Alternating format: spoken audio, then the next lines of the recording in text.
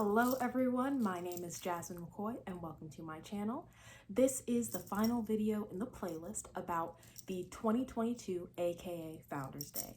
We held it in Washington, D.C. and I had the absolute honor of being able to attend the in-person part of our celebration. So, if you have been watching all of the other videos, which you definitely should because it is a series and it's one of my shorter series, it's only 4 videos, you know that it was a lot going on.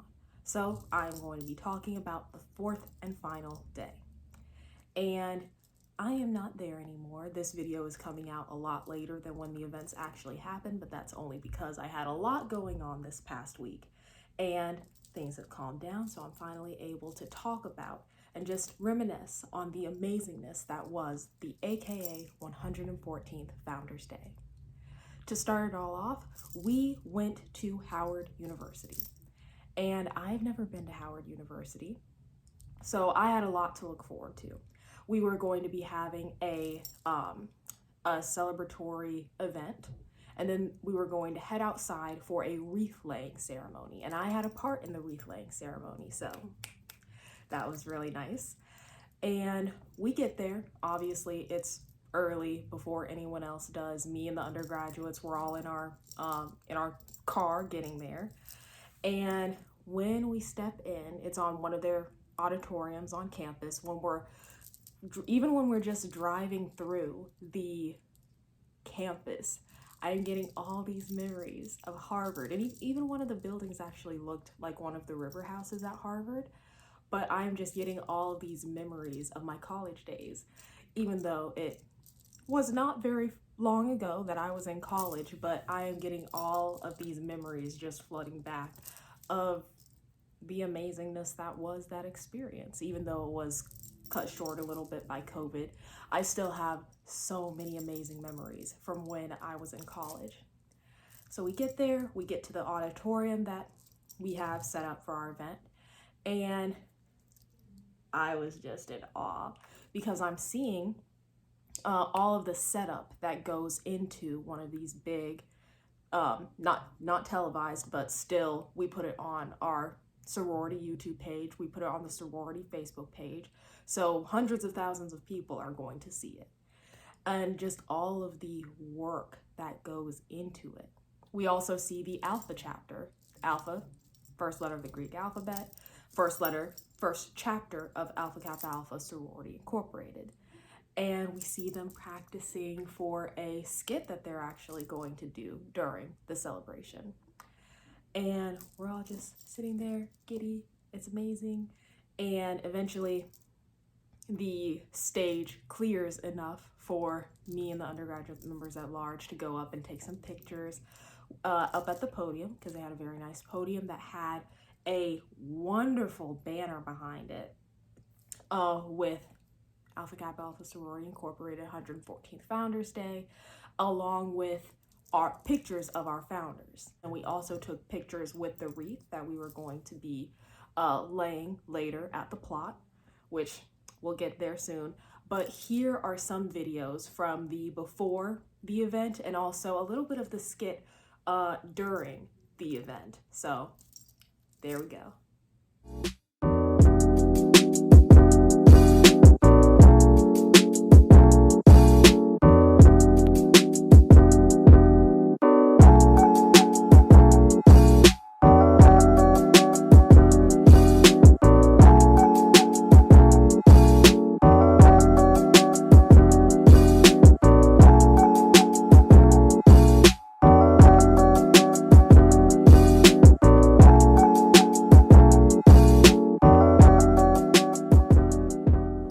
On this day, Wednesday, January 29th, 1913, I, Nellie M. Quander, signed this incorporation document to ensure the perpetuity of Alpha Kappa Alpha so that Ethel's vision may live on forever.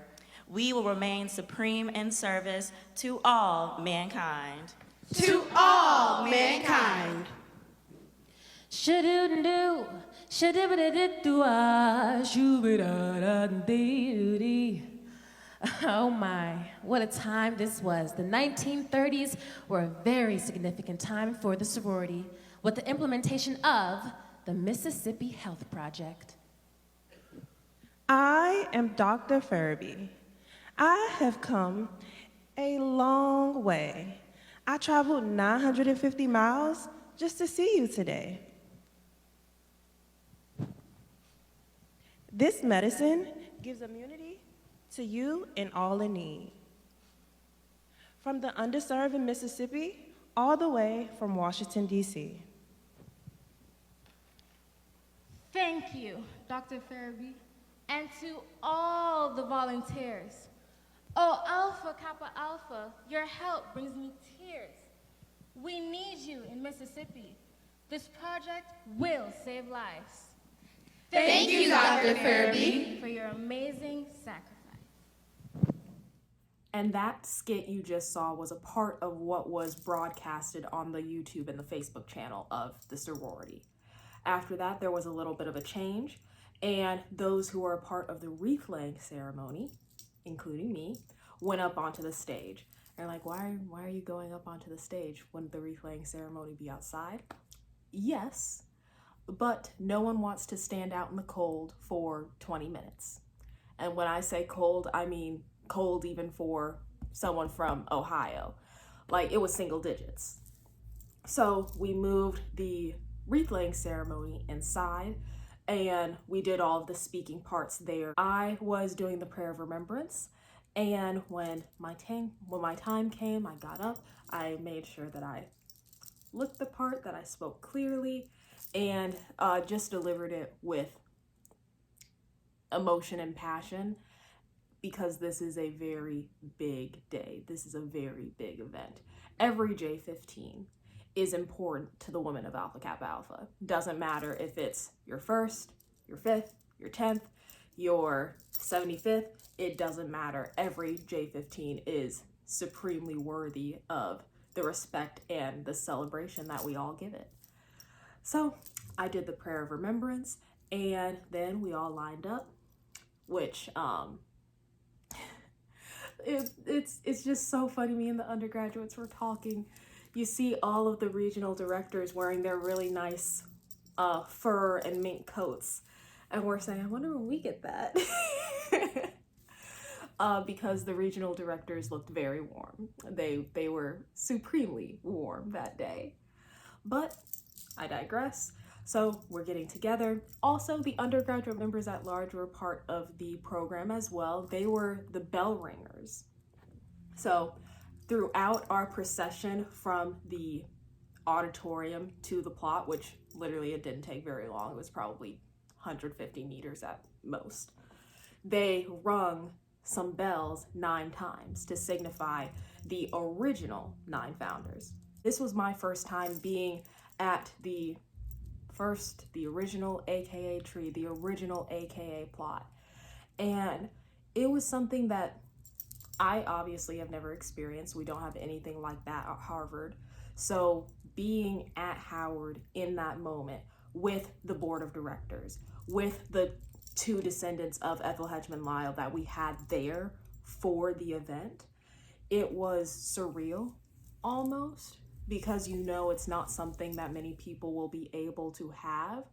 It's not an audience that many people will be able to experience, but I got to.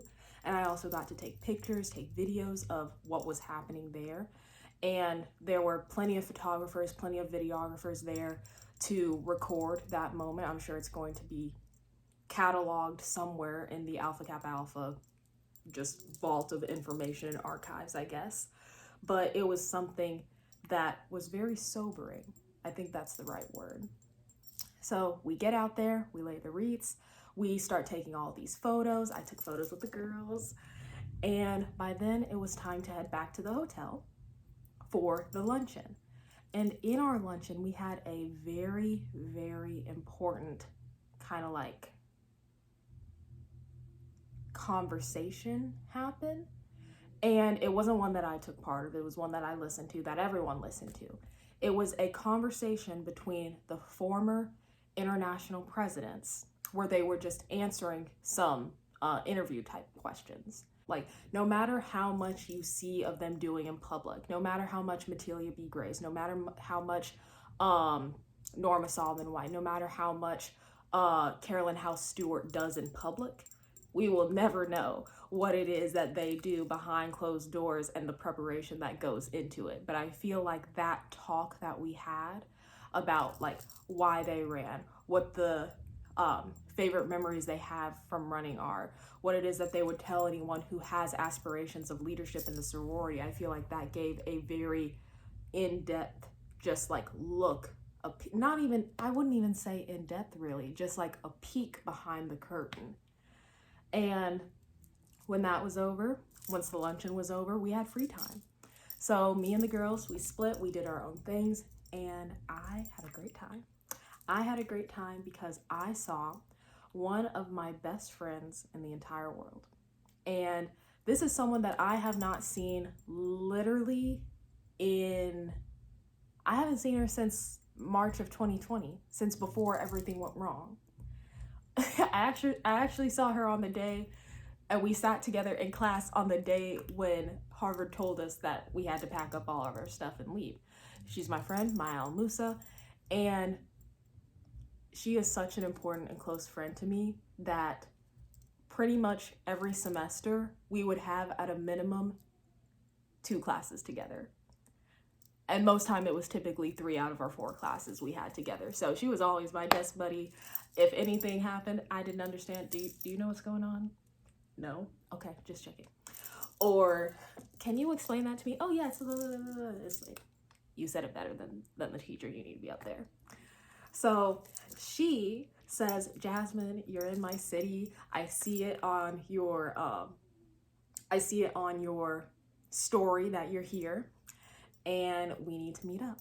And we met up, and just running up to her, hugging her because it's been so long, and then us catching up and talking, and it makes me miss college. And just the aspect of being able to have your friends literally down the hall. I miss that. But we had a great time. I'm not gonna cry, I'm not gonna get all emotional, but we had an amazing time. We went, and of course, we went and got gelato. So we went to a gelato store, but both of us got like coffee and hot chocolate for me because it was cold. And the reason why I say, of course, we got gelato. She's one of my friends who was a part of the Emerging Scholars Program. We went to Venice, Italy together to study for an entire semester. So we had fun. We took pictures. We sent those pictures to our Italian, like, Veronese friend group. Be like, hey, look who I'm with. And it was just great being able to catch up and have that face-to-face interaction with someone that I haven't seen in a long time, but still means the world to me. So I love you. And when that was done, so there were actually other things happening as well, because it's still Founders Day. And even though the luncheon was the end of all of the official events, there are still groups of members that are like, hey, you all want to do something? You all want to go to eat? You all want to do XYZ? And one of the former international second vice presidents, Kenise Gray, she lives there in DC. She's studying law at Georgetown, so you know she wicked smart. And she's like, Jasmine, you want to come to a restaurant with us? And us included her, some of the other sorority members that are also at Georgetown Law, and then some people from Beta Eta. And it was just a big hodgepodge mix of people. So we go to Creole on 14th Street, and I had so much that I actually think I hurt myself a little bit, but it's okay because the food was still good. It was still that good that I kept on eating. And we're just talking, having fun, because I don't know very many of the people there. I knew Kenise and I knew Jasmine Williams, because Jasmine also ended up coming. But I was just enjoying the time, enjoying the moment, and also they had great music and just ambiance and vibes there. Left the restaurant when we were all done. I started packing. I flew home to Cleveland the next day. But we are not finished. There's still a couple more things I need to show. Those things being the gifts that I received. The first thing I want to show off actually comes from the North Atlantic Regional Director, Mary Bentley Lamar. Because we are in Washington, D.C., we are in the notable North Atlantic region, the region where I was initiated. She gave gifts to everyone that was there. And the gift was this. This shawl is cute. So when I put this on, there's an inner button, and then you have the big pearl button. This is looking very cute, and I am struggling, but that's okay. There we go. I would also obviously need to give it a little ironing, but here we go. This is nice. This is cute. And also, being from the notable North Atlantic region, this is one of the regional paraphernalia things that I'm going to have. So I like it. Then there was one gift waiting on me when I got home. Something from the Ivy box. And I get there and I'm thinking, oh, okay, I guess it's time for another Ivy box. I wonder what they sent me this time. This said, celebrate 14 years of excellence with these sweet treats from a soror-owned business. Love, ISH, Ivy Storehouse.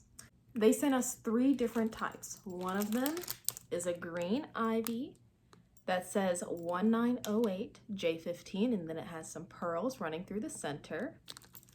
Another one says it's a little white shirt that says 1908. And then the final thing we have is a pink one saying Ivy Storehouse. So I'm gonna eat a couple of these. And then I think I want to save at least one of each type to just as like a keepsake type thing, because these are too cute. But that is everything that I received as a gift from this amazing experience. And that's everything. Thank you very much for watching. I hope that you enjoyed the 2022 aka Founders Day video series. And I will see you in the next video. Bye.